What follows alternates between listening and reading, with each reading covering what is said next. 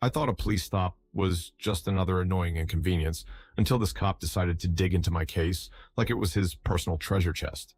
Well, he opened it, and you know what? His face instantly turned bright red, not from embarrassment, but from the paint that hit him like a slap from karma. And when he finally realized who I was, his whole world flipped upside down. The sun was setting, painting the sky in shades of orange and pink, but Officer James Harper wasn't in the mood to appreciate it. His patrol car cruised down Route 22, his eyes scanning the road like a hawk looking for its next meal. James didn't have the best reputation in this department, not that he cared. To him, enforcing the law wasn't just a job, it was a game where he made the rules. That's when he spotted it. A sleek black sedan moving at a steady speed. No traffic violations, no reckless driving, just a car minding its business. But for Harper, that was reason enough. "Let's see what this one's hiding," he muttered to himself, flipping on his sirens. The sound pierced the quiet evening as the sedan obediently pulled over to the shoulder. Harper swaggered over to the car, his boots crunching on the gravel. The driver's window rolled down smoothly, revealing a well-dressed black man, probably in his 50s. His crisp demeanor and the sharp creases in his uniform screamed discipline. Harper's lips curled into a smirk. "License and registration," Harper barked, leaning slightly into the car. He made a show of adjusting his belt, his hand resting on his holstered firearm for emphasis. The driver, calm and composed, handed over the documents without hesitation. "Is there a problem, officer?" he asked, his voice steady but firm. Harper didn't like the tone. It wasn't submissive enough. "Problem?" Harper echoed mockingly. "I'll tell you what the problem is. You look like someone with something to hide. You think you can just cruise around like nothing's wrong? Not on my watch." The man raised an eyebrow but said nothing, his face a mask of calm. That calmness only fueled Harper's irritation. "Step out of the vehicle," Harper ordered, motioning with his hand. "On what grounds?" the man asked, his voice still level but tinged with a hint of incredulity. "Grounds? Let's just call it probable cause," Harper shot back, his smirk widening. He opened the driver's door himself, gesturing for the man to step out. Reluctantly, the driver obeyed, his movements deliberate and slow, as though he wanted to make it clear he had nothing to hide. Harper wasted no time. He began his inspection, rummaging through the car with all the subtlety of a tornado. Glove compartment, empty. Console, neatly organized. Backseat, a single, nondescript briefcase. "What's this?" Harper said, his voice dripping with mock suspicion. He yanked the case out of the car, holding it up like he'd just uncovered buried treasure. The driver's face darkened slightly, but his tone remained composed. "That's personal property. I strongly suggest you put it back." "Suggest?" Harper scoffed. "You don't get to suggest anything. I think I'll have a look." He set the case on the hood of the car, ignoring the man's protests. "Officer, that case contains sensitive materials. You really don't want to do this," the man said, his voice carrying a warning. Harper chuckled, shaking his head. "Oh, I do. Trust me." His hands fiddled with the lock, ignoring the growing tension in the air. Finally, with a click, the case opened. And then it happened. A loud pshh erupted from the case, and a jet of bright red paint sprayed out with surgical precision, coating Harper's face and uniform in one violent splash. It was as though someone had dumped a bucket of fire engine red paint over his head, his eyes, his nose, his mouth. Everything was drenched. Harper stumbled back, flailing his arms and letting out a guttural yell. What is this?" The paint stung his skin and clouded his vision, making him stagger like a drunken fool. He tried wiping it off with his sleeve, but it only smeared further, adding to his humiliation. The driver, still standing by the car, finally let a small smirk break his stoic expression. "I warned you," he said simply. Harper's screams of frustration filled the air, blending with the distant sound of passing cars. His face was a mess of red streaks, his uniform a ruined masterpiece.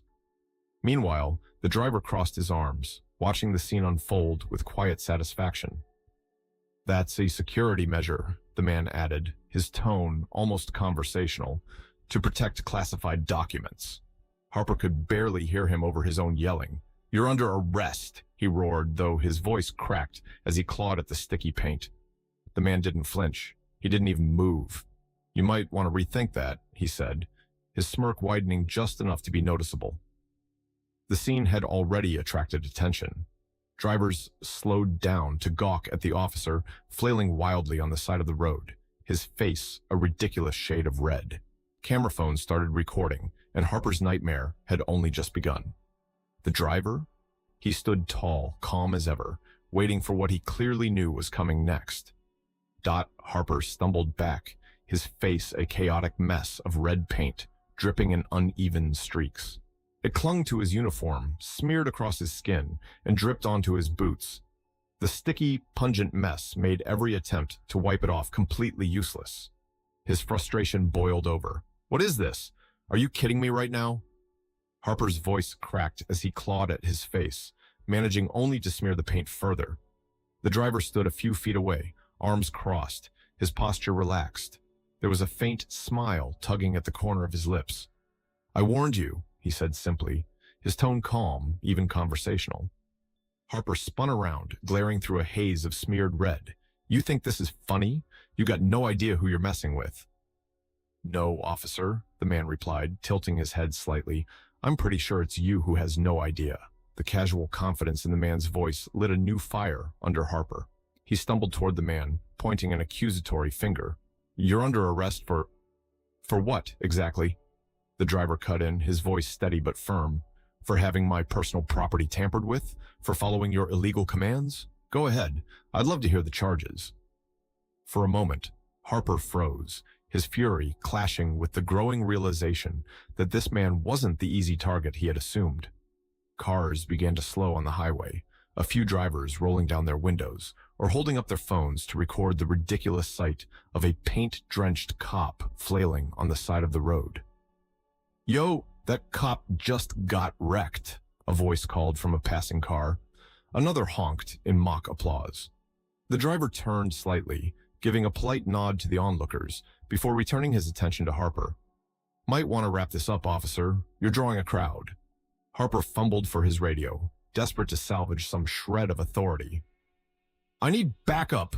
Officer assaulted. Repeat, suspect armed with... He glanced at the paint dripping off his chin. "Some kind of hazardous device." The man let out a short, dry laugh. "Hazardous? That's one way to describe a paint canister designed to protect classified documents." Harper whipped around, glaring at the man who remained infuriatingly calm. "You don't get to talk to me like that," he shouted, his voice shaking with rage. "And yet here I am," the driver replied smoothly, taking a measured step forward. "By the way, you might want to know who you're dealing with before you make things worse." Harper hesitated, his chest heaving as he tried to process the unexpected shift in tone.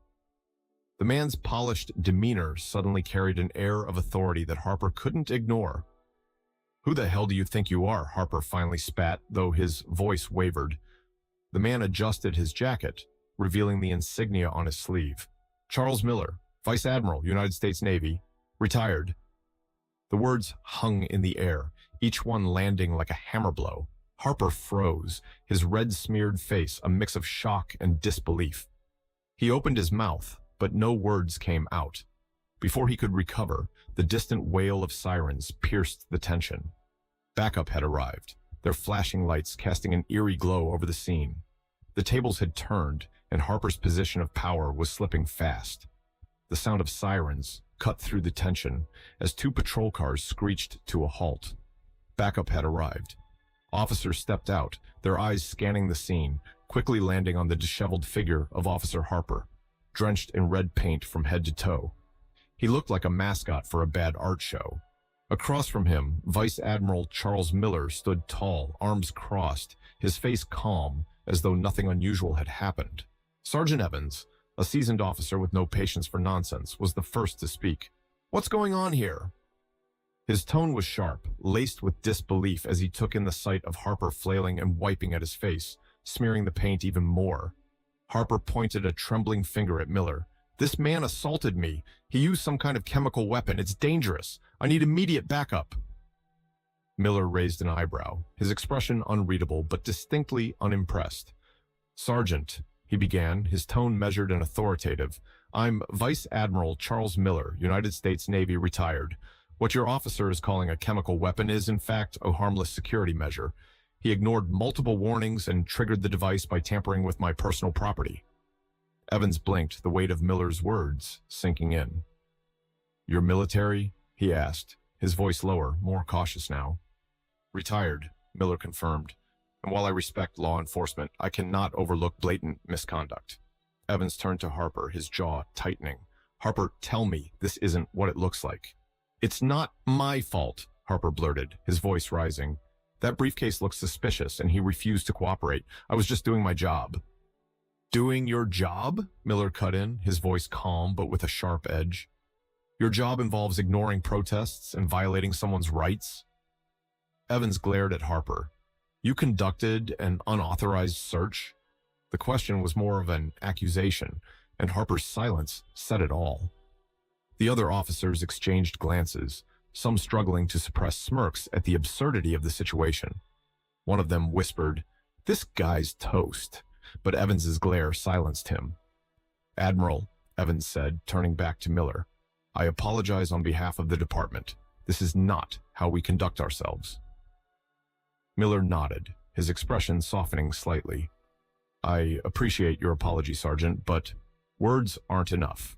I expect this behavior to be addressed." "It will be," Evans assured him, "and you'll be informed of every step we take." Miller gave a curt nod.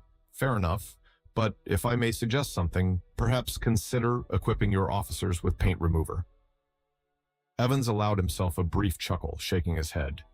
"He's going to need more than that." As Miller walked back to his car, Harper was escorted into one of the patrol vehicles, still muttering protests. The gathered crowd of onlookers, many of whom had been recording the scene, didn't hold back their reactions. Laughter, whistles, and sarcastic remarks filled the air. By the end of the week, Harper's fate was sealed. He was officially suspended without pay, pending further investigation. Meanwhile, Miller received a formal letter of apology from the department, along with a settlement as compensation for the incident. For Harper, the paint eventually washed off, but his reputation was permanently stained. Miller, on the other hand, drove off that evening with quiet satisfaction, knowing that justice had been served, with a vivid splash of red to make the lesson unforgettable.